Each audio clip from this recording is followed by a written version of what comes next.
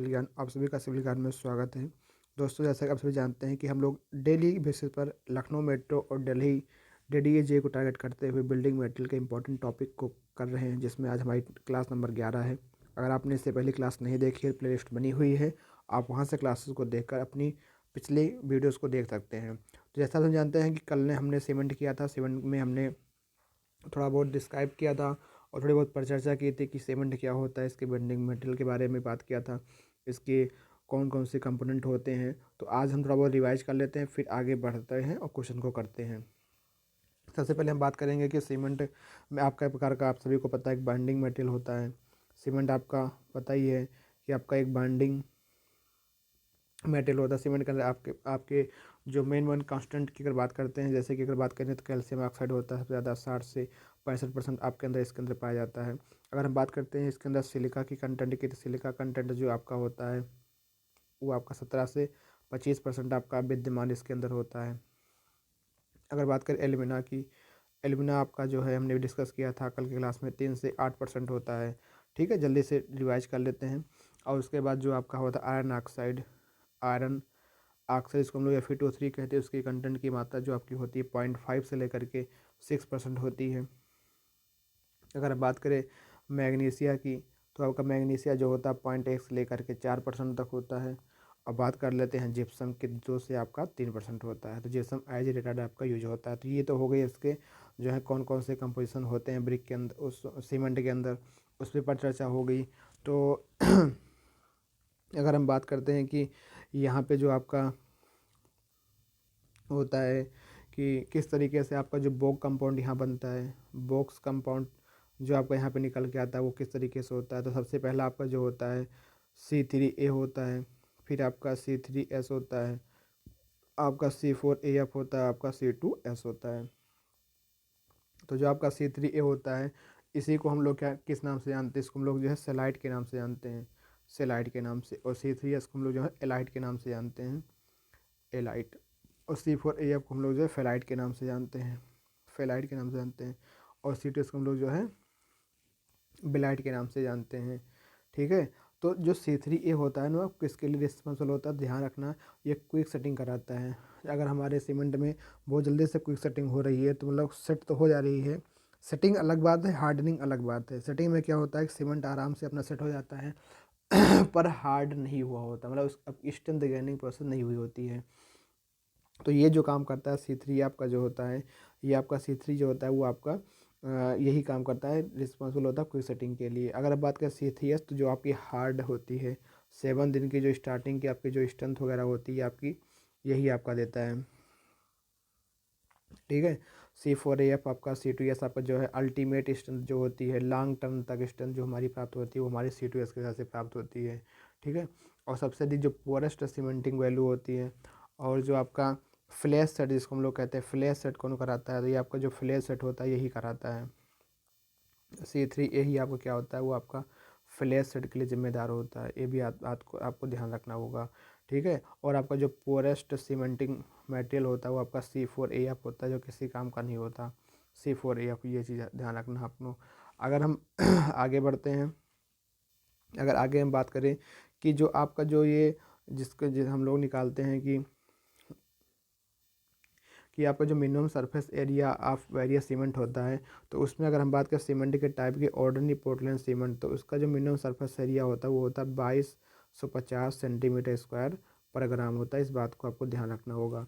अगर हम बात करें भैया पोर्टलैंड पोजोलाना सीमेंट की कितनी होती है, तो PPC की होती है आपकी 3000, कितनी होती है, 3000 सेंटीमीटर स्क्वायर पर ग्राम होती है। और लो हीट सीमेंट की अगर बात करें तो लो हीट सीमेंट की आपकी होती है 3200 सेंटीमीटर स्क्वायर पर ग्राम होती है। अगर हाई एल्यूमिना सीमेंट की बात करें तो ये आपकी होती है 4000 सेंटीमीटर स्क्वायर पर ग्राम होती है। ठीक है, अगर हम बात करें super sulphate SSC, super sulphate cement की कितनी होती है, तो ये आपकी इसकी भी होती है आपकी हाई एल्यूमिना सीमेंट की। यहाँ पे जो है हाई एल्यूमिना जो सीमेंट आपकी है, तो उसकी कितनी होती है, उसकी होती है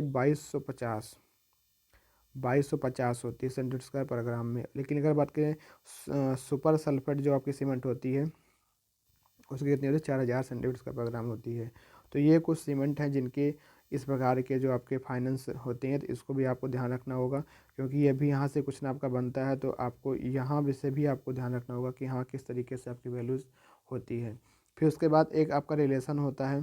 फिर आपके जो है, जैसे कि अगर हम आगे बढ़ते हैं, आगे आपके एक चीज़ और आती है सामने, कि जो आपके इनमें जो आपके बॉक्स कंपाउंड होते हैं, जैसे कि आपका C3A हो गया, फिर आपका C3S हो गया, C2S हो गया, तो C4AF होगा। तो इनमें जो हीट ऑफ हाइड्रेशन होती है, मतलब कौन ज़्यादा हीट इवेल्यूएट करता है, तो सबसे ज़्यादा हीट जो इवेल्यूशन करता है वो आपका C3A करता है। उसके बाद कौन करता है, उसके बाद करता है C3S करता है, उसके बाद आपका C4AF करता है। सबसे कम जो हीट इवेल्यूएट करता है, जिसको हम लोग कहते हैं heat of hydration, heat of hydration, ये जो रेट ऑफ हाइड्रेशन से अलग होता है। रेट जो हाइड्रेशन की होती है वो अलग चीज़ है, लेकिन यहाँ पे हीट ऑफ हाइड्रेशन जो होता है वो आपका अलग चीज़ है। तो C3A सबसे ज़्यादा हीट करता है, सबसे शायद लगभग 865 जूल पर ग्राम हीट को इवेल्यूएट करता है। C3S अब भी आपका जो है लगभग 500 के नियर अबाउट करता है, और ये C4AF जो है 260 तो ये शायद करता है, लेकिन सबसे ज़्यादा हीट जो वैल्यू का C3A ध्यान रखना 865 जूल पर ग्राम के लगभग करता है, ठीक है। बाकी ये वैल्यू आप चेक कर सकते हैं। तो सबसे ज़्यादा हीट इवेल्यूएट करता है, मतलब जो हीट जो निकल के आती है वो C3S निकल के आती है। पर अगर हम कहें जो रेट होती है हाइड्रेशन की, सबसे ज़्यादा किसकी होती है, तो C4AF की होती है। उसके बाद आपका C3A की होती है, उसके बाद आपका C3S की होती है, उसके बाद आपका C2S की होती है। तो इस तरीके से आपका रेट ऑफ हाइड्रेशन होता है, ये हीट ऑफ इवेल्यूशन से अलग होता है, ठीक है। तो इस तरीके का भी आपको ध्यान रखना होगा। अगर हम बात कर लें कि जो आपकी जो है इनिशियल सेटिंग टाइम हम लोग करते हैं सीमेंट के लिए, फाइनल सेटिंग टाइम करते हैं, उसके लिए जो कितना परसेंटेज पानी लगता है, तो 0.85 टाइम्स पानी लगता है। अगर यही आपका साउंडनेस टेस्ट हो जाए तो कितना पानी लगता है, 0.78 जहाँ पी क्या आपका नॉर्मल कंसिस्टेंसी है, जो कि 20 से 30% की रिक्वायरमेंट होती है, ठीक है। इस बात को भी ध्यान रखना। तो थोड़ा बहुत रिवाइज हमने कर लिया है, अब बढ़ते हैं अपने आज के क्वेश्चन की तरफ। पहला क्वेश्चन जो आपका सामने है कि initial setting time of cement cause by formation of, तो इसका क्या हो जाएगा, ये होता है आपका जो है, ये आपका क्या होता है कि इनिशियल सेटिंग जो होती है सीमेंट की, मतलब जो सीमेंट जो आपका इनिशियल टाइम में जो सेट करता है, किसके वजह से सेट करता है, तो वो आपका जो है ट्राई कैल्शियम एलिमिनेट C3A की वजह से ही आपका जो है सेट करता है। तो आपका सी यहाँ पे हो जाएगा आपका राइट आंसर।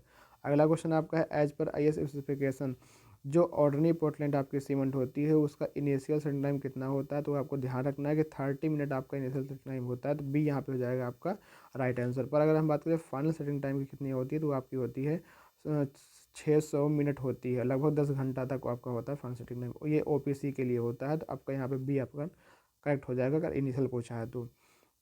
अगला क्वेश्चन है कि as per IS specification maximum fine setting आप फाइनल सेटिंग पूछा है। अब यहाँ देखो, यहाँ फाइनल पूछ लिया, तो OPC के लिए फाइनल सेटिंग टाइम कितना होता है, वैसे तो होता है 10 घंटा।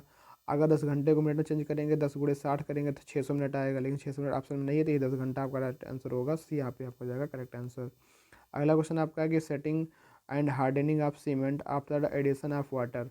जैसे आपने पढ़ा था कि एक आपकी लाइम के अंदर स्लैकिंग प्रोसेस होती है, सेम ऐसे ही जब पानी को वाटर में सीमेंट के साथ मिलाया जाता है तो वहाँ पे एक रिएक्शन होती है, ठीक है।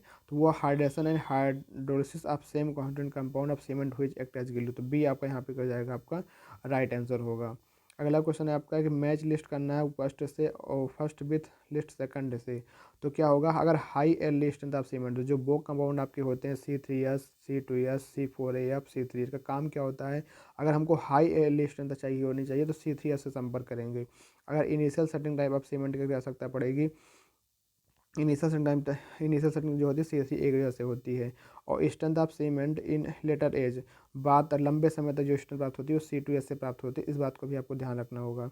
अगला क्वेश्चन, तो अगला क्वेश्चन नहीं हो पाया है क्योंकि टाइप राइटर हमारे जो हैं उनकी थोड़ा तबीयत नहीं सही है, तो क्वेश्चन टाइप नहीं हो पाया है।